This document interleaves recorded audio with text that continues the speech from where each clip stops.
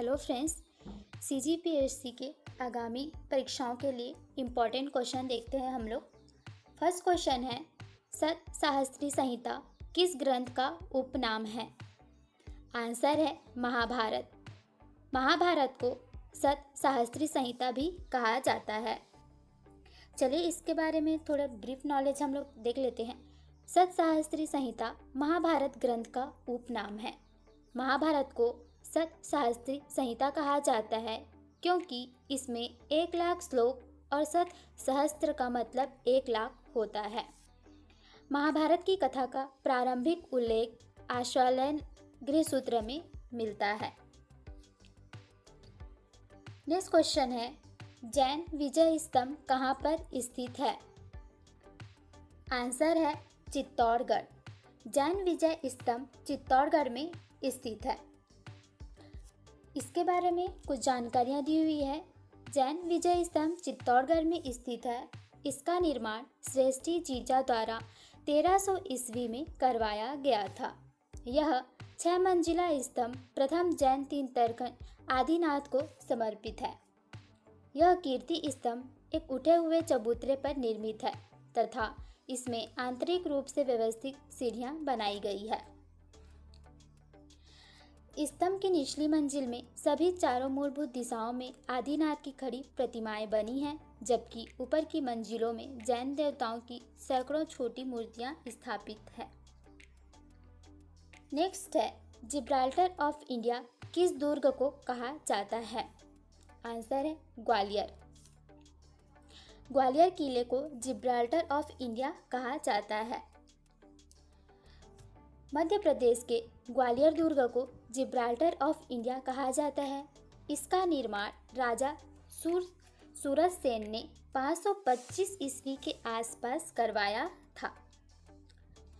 ग्वालियर के विशाल पहाड़ी दुर्ग में 5 द्वार, आलमगीर दरवाज़ा, हिंडोला दरवाज़ा, गुजरी महल दरवाज़ा, चतुर्भुज मंदिर और हाथी पौंड दरवाज़ा है।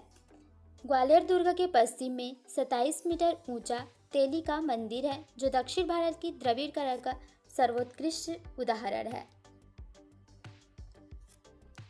नेक्स्ट है, छत्तीसगढ़ उच्च न्यायालय के प्रथम मुख्य न्यायाधीश कौन थे? आंसर है W.A. शिशाक। W.A. शिशाक छत्तीसगढ़ उच्च न्यायालय के प्रथम मुख्य न्यायाधीश थे, जिनका कार्यकाल 5 दिसंबर 2000 से 15 जनवरी 2002 तक रहा। उनका जन्म मणिपुर में हुआ था। छत्तीसगढ़ राज्य का उच्च न्यायालय बिलासपुर में स्थित है। नेक्स्ट क्वेश्चन है, शुष्क बर्फ किसे कहते हैं? आंसर है ठोस कार्बन डाइऑक्साइड। ठोस कार्बन डाइऑक्साइड गैस को शुष्क बर्फ कहा जाता है। शुष्क बर्फ ठोस कार्बन डाइऑक्साइड को कहते हैं। शुष्क बर्फ इसलिए कहते हैं क्योंकि सामान्य बर्फ की तरह यह ठोस द्रव में परिवर्तित नहीं होती है, बल्कि वायुमंडलीय दाब और 78.7 डिग्री सेंटीग्रेड तापमान पर ठोस से सीधे गैस में परिवर्तित हो जाती है। यह बर्फ न तो खाई जाती है और न ही इससे कपड़े भीगते हैं। इसका उपयोग खाद्य परिरक्षण के लिए प्रशीतक के रूप में किया है। नेक्स्ट है, नागरिकता संशोधन कानून कब पारित हुआ? आंसर है 11 दिसंबर 2019। नागरिकता संशोधन कानून 11 दिसंबर 2019 को पारित हुआ था। नागरिकता संशोधन विधेयक को 10 जनवरी 2019 को लोकसभा ने पारित किया। राज्यसभा में यह विधेयक 11 दिसंबर 2019 को पारित हुआ था। राष्ट्रपति के हस्ताक्षर के बाद 12 दिसंबर को सिटीजनशिप अमेंडमेंट बिल विधेयक कानून बन गया। नेक्स्ट है, श्यानता की इकाई क्या है? आंसर है प्वाइज। श्यानता की जो इकाई है, यूनिट है, वह है प्वाइज। किसी द्रव के बहने का आंतरिक प्रतिरोध द्रव की श्यानता कहलाती है। जिन द्रव का आंतरिक प्रतिरोध कम होता है वे तेजी से बहते हैं, अतः उन द्रवों की श्यानता कम होती है। वे द्रव जो धीमी गति से बहते हैं उनका आंतरिक प्रतिरोध अधिक होता है, अतः उनकी श्यानता भी अधिक होती है। नेक्स्ट क्वेश्चन है, अनुच्छेद 17 किस विषय से संबंधित है? आंसर है अस्पृश्यता के उन्मूलन से। भारतीय संविधान के अनुच्छेद 17 द्वारा अस्पृश्यता का अंत किया जाता है और इसका किसी भी रूप में आचरण निषिद्ध किया जाता है।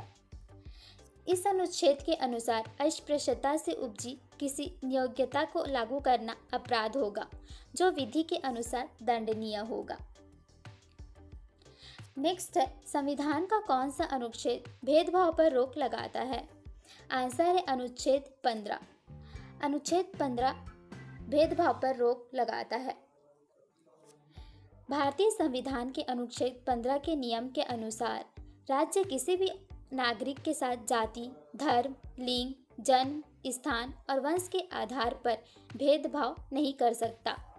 अनुच्छेद 15(2) के अनुसार किसी भी भारतीय नागरिक को जाति, धर्म, जन्म स्थान और वंश के आधार पर दुकान, होटलों, सार्वजनिक स्थलों में जाने से रोका जा सकता है। नेक्स्ट है, हर्षचरित के रचयिता कौन है? आंसर है वान भट्ट। हर्षचरित की रचना किसने की है? वान भट्ट ने की है।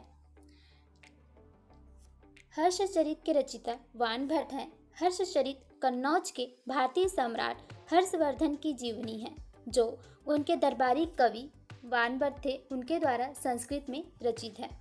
कादम्बरी वान भट्ट की अन्य रचना है। हर्षचरित ऐतिहासिक कथानक से संबंधित संस्कृत भाषा का सर्वाधिक प्राचीन ग्रंथ है। तो यह थे फ्रेंड्स हमारे कुछ क्वेश्चन। अगर वीडियो आपको पसंद आता है तो वीडियो को लाइक कीजिए, शेयर कीजिए, कमेंट भी कर सकते हैं। और अगर इसी तरीके से सारी वीडियो की नोटिफिकेशन आपको चाहिए तो बेल आइकन को भी प्रेस कर लीजिए। साथ में चैनल को भी सब्सक्राइब कर लीजिए। और अगर आपको व्हाट्सएप ग्रुप से ऐड होना है तो इस नंबर पर आप मैसेज कर सकते हैं। Thank you.